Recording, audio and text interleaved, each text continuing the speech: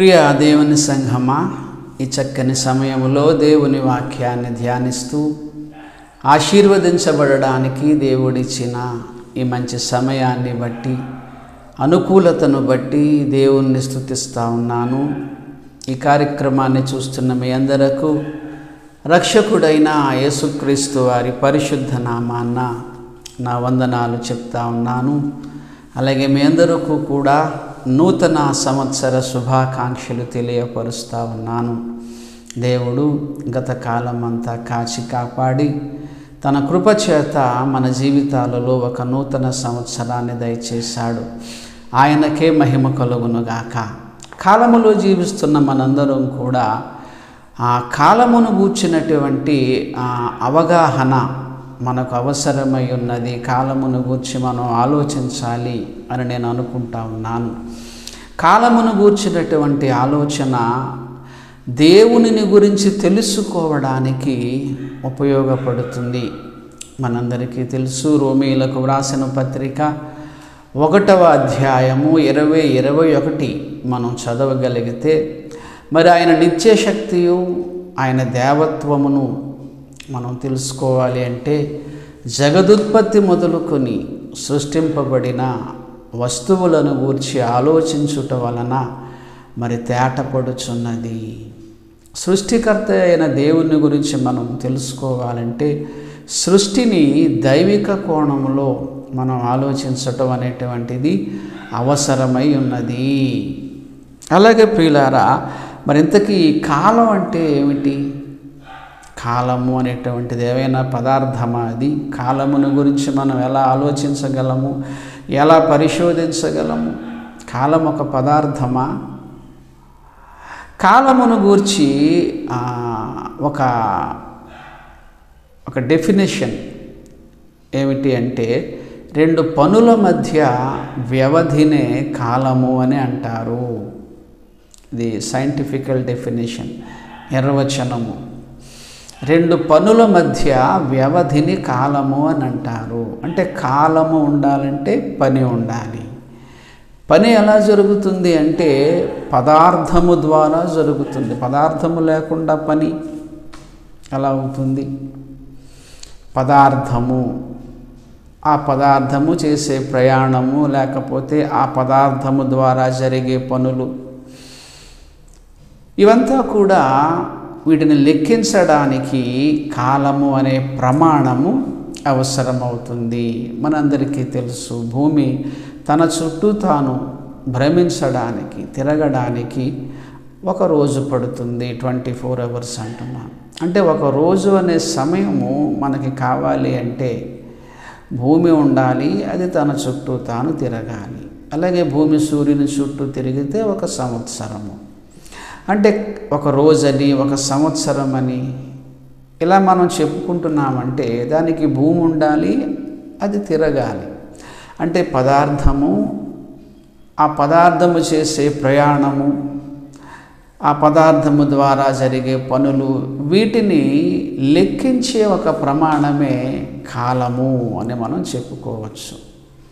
బైబిల్లో చెప్పబడిన మాట మనందరికీ తెలుసు. ఆదికాండము 1:1 ఆదియందు దేవుడు భూమి ఆకాశములను సృజించెను. ఆదియందు దేవుడు భూమి ఆకాశములను సృజించెను. ఇక్కడ ఆది అనగా టైం, ఇన్ ద బిగినింగ్, అంటే కాలము స్టార్ట్ అయింది ఎప్పుడు? భూమి ఆకాశము సృజించబడినప్పుడు. భూమి ఆకాశములు సృజింపబడక మునుపు ఆది అంటూ ఏమీ ఉండదు. పదార్థము లేకుండా, సృష్టి లేకుండా కాలము ఉండదు. భూమే లేకపోతే, అసలు ఈ విశ్వమే లేకపోతే రోజు ఉండదు, సంవత్సరం ఉండదు, నిమిషం ఉండదు, గంట ఉండదు. కాలము ఉండాలంటే కాలము లెక్కించడానికి ఒక పదార్థం ఉండాలి. ఆ పదార్థము ప్రయాణించాలి, లేక ఆ పదార్థము ద్వారా, లేక ఆ పదార్థము మీద ఏదైనా కొన్ని పనులు జరగాలి. కాలము సృష్టిని లెక్కించగలదు. భూమి ఎప్పుడు పుట్టింది, అది ఎంత దూరం, ఎంత సమయంలో ప్రయాణం చేసింది, భూమి మీద మానవుడు ఎప్పుడు పుట్టాడు, అతడు ఎంతకాలం బ్రతికాడు, ఏ టైంలో అతడు ఎలా ఉన్నాడు, ఈ సృష్టిని గురించి, ఈ సృష్టి మీద జరిగే ఆ కార్యాలను లెక్కించడానికి కాలం అనేటువంటిది ఒక ప్రమాణంగా ఉంటుంది. ఈ సృష్టి లేకపోతే కాలం ఉండదు. అనగా సృష్టిని, కాలాన్ని వేరువేరుగా చూడడానికి వీలు లేదు. వేరువేరుగా చూడడానికి వీలు లేదు. సృష్టి లేకుండా కాలము ఉండదు. కాలములోనే లేక కాలముతోనే సృష్టి అనేటువంటిది జరుగుతుంది. రెండింటిని మనం వేరువేరుగా చూడడానికి వీలు లేదు. అయితే ఆదియందు దేవుడు భూమి ఆకాశములను సృజించెను అంటే ఈ ఆదికి ముందే ఆయన ఉన్నాడు. అవును కదా? సృష్టికి ముందే సృష్టికర్త ఉంటాడు. సృష్టితోనే టైం స్టార్ట్ అయింది. సృష్టిని కొలవడానికి టైం స్టార్ట్ అయింది. సృష్టికి ముందు దేవుడు ఉన్నాడు అంటే టైం స్టార్ట్ అవ్వకముందే దేవుడు ఉన్నాడు. అంటే దేవుడు కాలమునకు అతీతుడు. దేవుడు కాలమునకు అతీతుడు. కాలము కలిగించబడక మునిపే దేవుడు ఉన్నాడు. అందుకే దేవుడు ఎప్పుడున్నాడు లేక దేవుడు ఎప్పుడు పుట్టాడు, ఈ ప్రశ్నే తప్పు. ఎప్పుడు అనే పదమే దేవుని వలన కలిగింది. అది కాలము దేవుని వలన కలిగించబడింది. దేవుని వలన కలిగించబడిన కాలము దేవునిని కొలవగలదా? కొలవలేదు. దేవుడు కలిగించిన సృష్టిని కొలవగలదు, కానీ దేవుని యొక్క వయస్సును కాలము కొలవలేదు. ఎందుకంటే దేవుడు కాలమునకు అతీతుడు. కాలమునకు అతీతుడైనటువంటి వ్యక్తినే నిత్యుడు అని మనం చెప్పవచ్చు. దేవుడు నిత్యుడు అంటే అర్థం ఏమిటి? ఆది అంతము లేనటువంటి వాడు, కాలమునే కలిగించినవాడు. కాలమే ఆయన వలన కలిగింది. ఆయన కాలములో పుట్టినవాడు కాదు. కాలమునకు అతీతుడైనటువంటి వాడే దేవుడు. సృష్టికి ముందే దేవుడు ఉన్నాడు. సృష్టికి ముందే సృష్టికర్త ఉన్నాడు. కాలము సృష్టితోనే ప్రారంభమైంది. సృష్టిని కొలవడానికి కాలము ప్రారంభమైంది. సృష్టికి ముందు కాలము ఉండదు. కానీ సృష్టికి ముందే దేవుడు ఉన్నాడంటే కాలమునకు ముందే దేవుడు ఉన్నాడంటే కాలమునకు అతీతుడు, నిత్యుడు దేవుడు అని అర్థము. ఇంతకీ ఈ నిత్యుడైన దేవుడు, ఈ సృష్టికర్త అయినటువంటి దేవుడు ఎవరు అని మనం ఆలోచన చేస్తే హెబ్రీయులకు వ్రాసిన పత్రిక 1వ అధ్యాయము 10-11 వచనాలు. హెబ్రీయులకు వ్రాసిన పత్రిక 1వ అధ్యాయము 10-11 వచనాలు. ప్రభువా, నీవు ఆదియందు భూమికి పునాది వేసితివి, ఆకాశములు కూడా నీ చేతి పనులే. ఇది యేసుక్రీస్తును గూర్చి వ్రాయబడుతున్నటువంటి మాట ఇది. ఎందుకంటే దీని పై వచనాలు చదువుకుంటా మనం వస్తే తన కుమారుణ్ణి గూర్చి అయితే అనే పదం ఉంటుంది. అలాగే కిందకు వచ్చినప్పటికి ప్రభువా, నీవు ఆదియందు భూమికి పునాది వేసితివి, ఆకాశములు కూడా నీ చేతి పనులే అని తన కుమారుని గురించి దేవుడు అంటా ఉన్నాడు. సో ఈ సృష్టికర్త అయినటువంటి దేవుడు ఎవరు అంటే ప్రభువైన యేసుక్రీస్తే. యోహాను సువార్త 1వ అధ్యాయములో కూడా కలిగియున్నదేదియు ఆయన లేకుండా కలుగలేదు. కలిగియున్నదేదియు అనగా ఇందులో కాలము కూడా వస్తుంది. కాలము కూడా కలిగించబడిందే. సృష్టితోనే కాలము ప్రారంభమైనది గనుక మరి కాలము కూడా యేసుక్రీస్తు ద్వారానే కలిగింది కనుక యేసుక్రీస్తు కాలమునకు అతీతుడు, నిత్యుడు, ఆయన సృష్టికర్త. అలాగే సామెతలు గ్రంథము 8వ అధ్యాయములో 30వ సామెతలు 8:30లో నేను ఆయన యొద్ద ప్రధాన శిల్పినై అనుదినము సంతోషించుచు నిత్యము ఆయన సన్నిధిని ఆనందించుచుంటిని. ఆయన దగ్గర ప్రధాన శిల్పిగా ఉన్నాడు. దేనికి ప్రధాన శిల్పి? సృష్టికి. ప్రధాన శిల్పి అంటే సృష్టికర్త. ఇంత అందమైన ప్రకృతిని మనం చూస్తూ ఉన్నాము కదా, దాన్ని డిజైన్ చేసిన ఆయన ప్రభువైన యేసుక్రీస్తు. సృష్టిని చూస్తూ ఉంటాం, మనము సంతోషిస్తూ ఉంటాం. ఆ సృష్టిని ఇంత అందంగా డిజైన్ చేసింది ప్రభువైన యేసుక్రీస్తు. అలాగే చూడండి అక్కడ రాయబడిన మాట, నిత్యము ఆయన సన్నిధిని ఆనందించుచుంటిని. నిత్యము నిత్యము. సృష్టికర్త అయిన వాడు ప్రభువైన యేసుక్రీస్తు వారు. ఆయన కాలమునకు అతీతుడు, ఆయన నిత్యుడు. ఆయన కాలమునకు అతీతుడని, ఆయన నిత్యుడని బైబిల్లో అనేకమైన వచనాలు ఉన్నాయి. అందులో సమయాన్ని బట్టి కొన్ని చూపించడానికి నేను ఇష్టపడుతూ ఉన్నాను. యోహాను సువార్త 1వ అధ్యాయము 1వ వచనము, ఆదియందు వాక్యం ఉండెను. ఆదియందు వాక్యము పుట్టెను అని లేదు, గమనించాలి. ఆదియందు వాక్యము ఉండెను, ఎగ్జిస్టెన్స్ అంటే కాలము ప్రారంభించబడినప్పుడే ఆయన ఉన్నాడు. అంటే కాలమునకు అతీతుడు, అంటే ఆయన నిత్యుడు అని ఈ వచనం తెలియజేస్తుంది. అలాగే హెబ్రీయులకు వ్రాసిన పత్రిక 7వ అధ్యాయము 3వ వచనములో, అతడు తండ్రి లేనివాడును తల్లి లేనివాడును వంశావళి లేనివాడును జీవితకాలమునకు అనగా దినములకు దినములకు ఆది అయినను జీవమునకు అంతమైనను లేనివాడునై ఉండి దేవుని కుమారుని పోలి ఉన్నాడు. ఇది మెల్కీసెదెకుని గురించి వ్రాయబడుతున్న సందర్భము. మెల్కీసెదెకు ఎవరు అనేటువంటి విషయము మనం తర్వాత ధ్యానిద్దాము. ఆ విషయం కాసేపు పక్కకు పెట్టండి. కానీ ఈ వచనము తెలియజేసే ఒక విషయం ఏమిటంటే, దేవుని కుమారునికి గల ఒక పోలిక ఏమిటి అంటే, ఒక లక్షణం ఏమిటంటే, జీవితకాలమునకు దినములకు ఆది అయినను జీవమునకు అంతమైనను లేనివాడునై ఉండి. దేవుని కుమారుడు అంటే యేసుక్రీస్తే కదా. ఆయన కలిగినటువంటి ఒక పోలిక ఏమిటంటే ఆది అంతము లేకపోవటము. ఈ వచనము తెలియచేసేది ఏమిటంటే, యేసుక్రీస్తు వారికి దినములకు ఆయనకు ఆది లేదు, జీవితకాలానికి ఆయన అంటూ ఆది లేదు. అసలు కాలమే ఆయన వలన కలిగినప్పుడు ఇంకా ఆయనకు ఆది ఎక్కడ ఉంటుంది? ఆది యందు దేవుడు భూమి ఆకాశములను చేశాడు అంటే ఆదికి ముందే ఆయన ఉన్నాడు. మరి ఆయనకు ఆదే ఉంటుంది ఇంకా. అందుకే ఆయన ఆది అంతము లేనటువంటి వాడు. ఆయన ప్రభువైన యేసుక్రీస్తు వారు.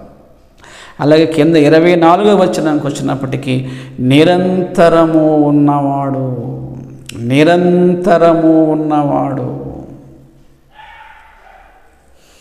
నిరంతరము అనే మాట చూడండి, దానితో పాటుగా ఉన్నవాడు అనే మాటను గమనించండి. ఈ మాట ఎక్కడో మనకు కనపడుతుంది, ఉన్నవాడను. అలాగే యోహాను సువార్త 8వ అధ్యాయము 58, 59 వచనాలు. యోహాను సువార్త 8వ అధ్యాయము 58, 59 వచనాలు. అబ్రహాము పుట్టక మునిపే నేను ఉన్నానని మీతో నిశ్చయముగా చెప్పుచున్నాను. అబ్రహాము పుట్టక మునిపే నేను ఉన్నానని నిశ్చయముగా చెప్పుచున్నాను. అబ్రహాం పుట్టక మునిపే నేను పుట్టాననడం లేదు. అబ్రహాము పుట్టక మునిపే నేను ఉన్నాను. ఎగ్జిస్టెన్స్. ఆ మాటకు వాళ్ళు రాళ్ళు రువ్వడానికి రెడీ అయిపోయారు. ఇతను దేవదోషం చేస్తున్నాడు అంటే యేసు మాటల భావం ఏంటో వాళ్ళకి అర్థమైంది. ఈయన ఉన్నవాడని చెప్పుకుంటున్నాడు, నిత్యుడని చెప్పుకుంటున్నాడు. ఎవరు నిత్యుడవుతాడు? దేవుడని చెప్పుకుంటున్నాడు. కనుక ఇతడు దేవదోషణ చేస్తున్నారని వాళ్ళు యేసు మీద రాళ్ళు ఎత్తడానికి రెడీ అయ్యారు.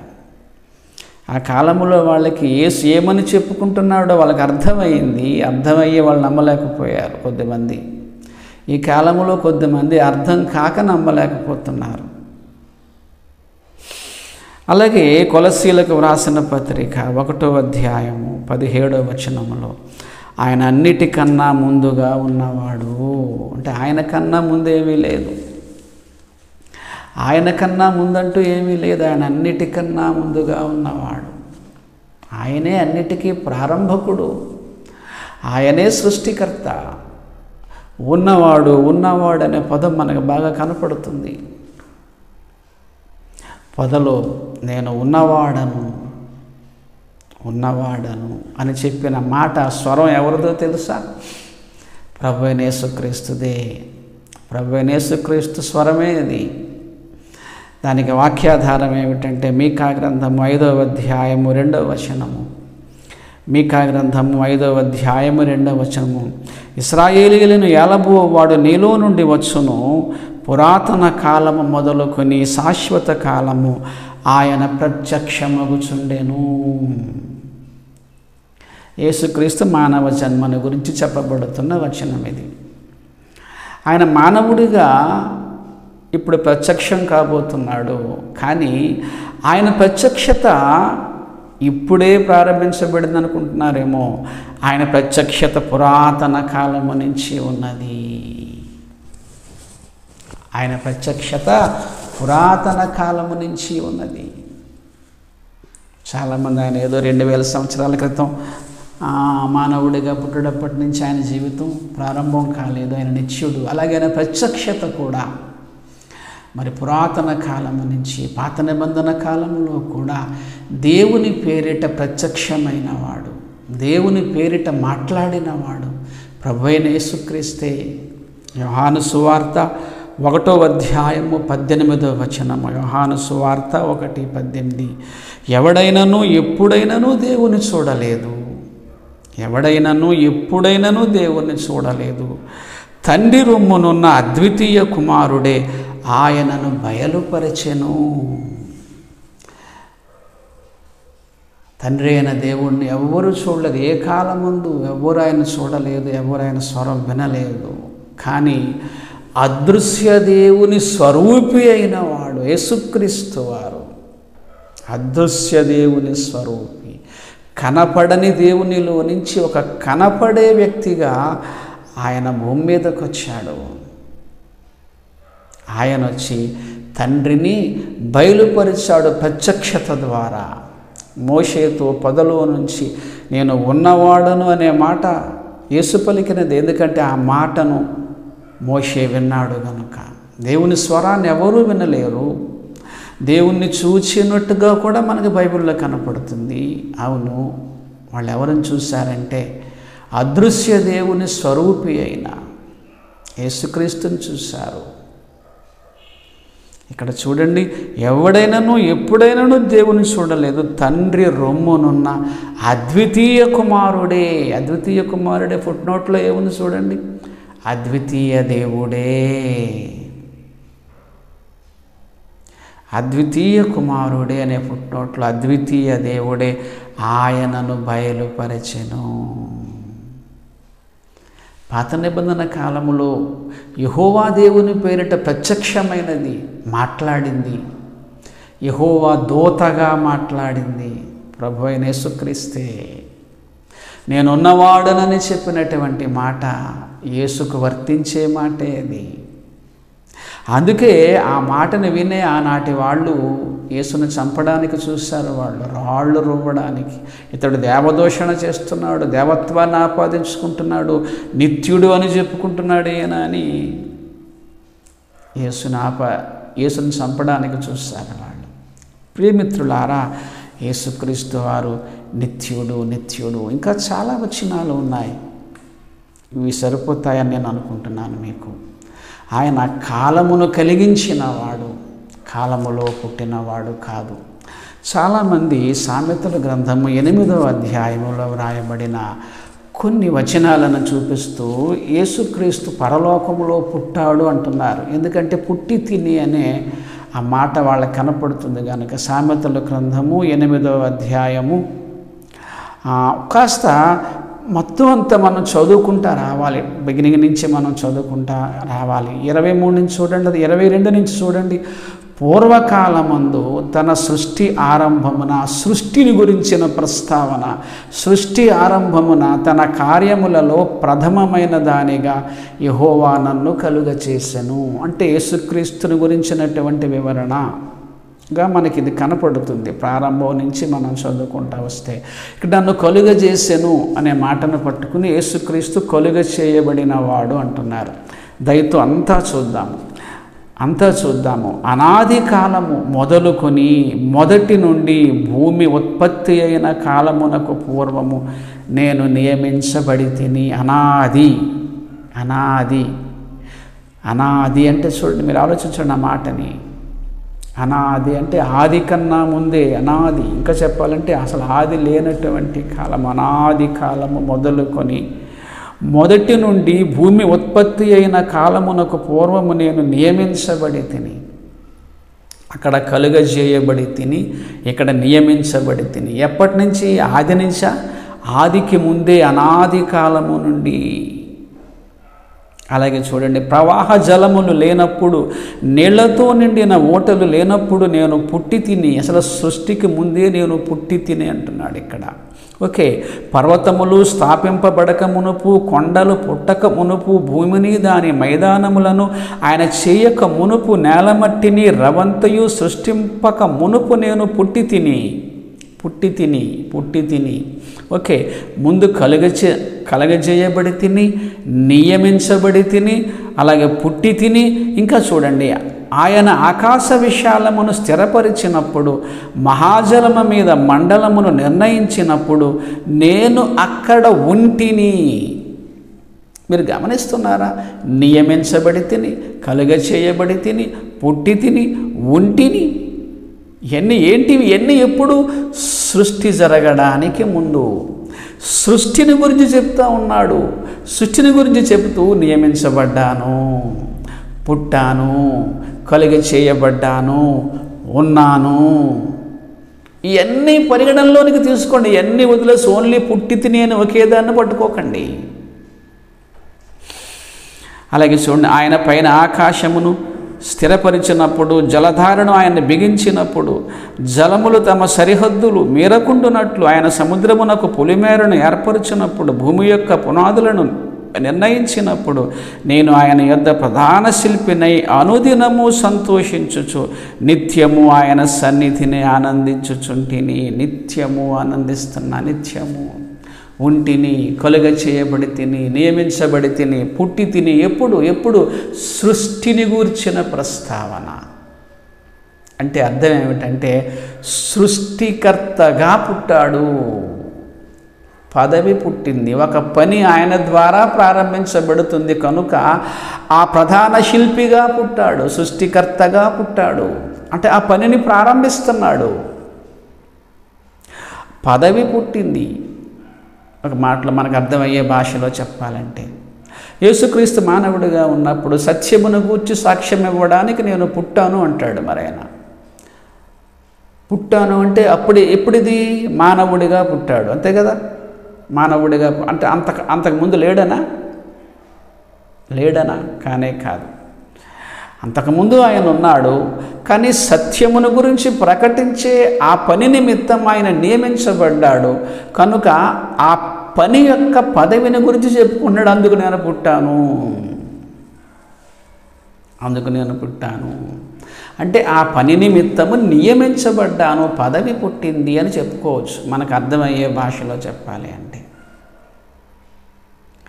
అలాగే నీవు నా కుమారుడవు, నేడు నిన్ను కంటిని అనే మాటను గురించి కూడా చాలామంది ఆయన్ని కన్నాడు తండ్రి అయిన దేవుడు అంటున్నారు.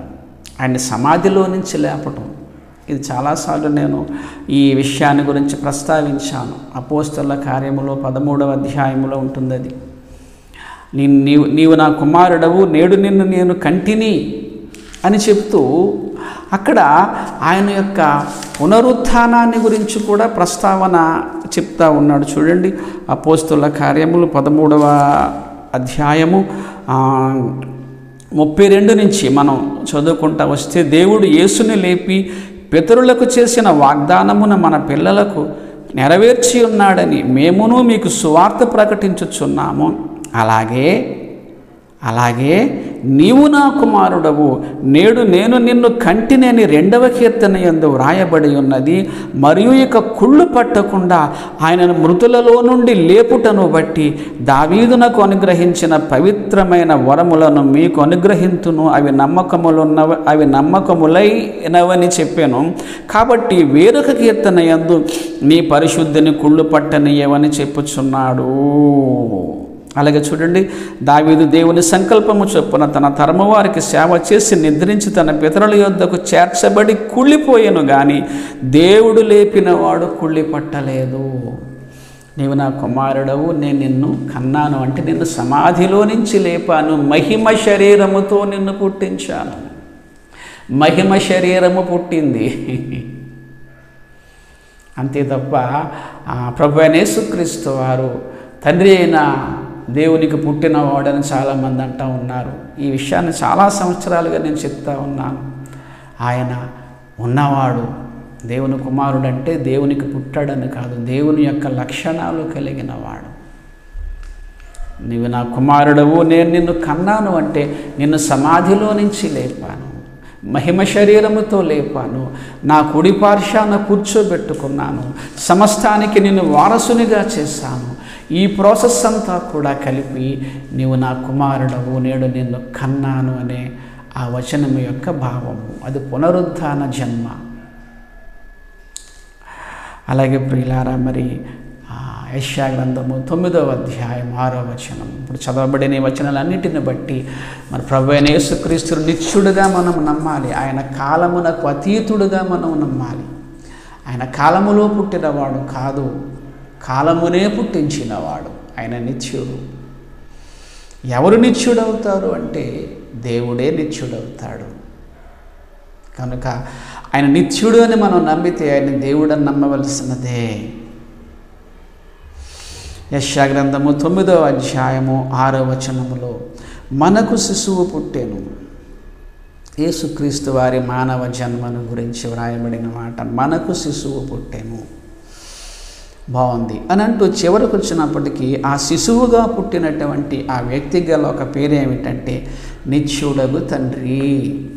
నిత్యుడగు తండ్రి. యేసుక్రీస్తు నిత్యుడు అంటే పుట్టినవాడు. ఆ పుట్టినప్పుడే ఆయన జీవితం ప్రారంభించబడలేదు, కానీ అంతకుముందే ఆయన ఉన్నవాడు నిత్యుడు. ఓకేనా? ఇంగ్లీష్ బైబిల్లో దీనికి ఒక మాట, చక్కని మాట వ్రాయబడింది. అదేమిటంటే ఎవర్లాస్టింగ్ ఫాదర్ ఆఫ్ ఎటర్నిటీ. నిత్యత్వానికి తండ్రి.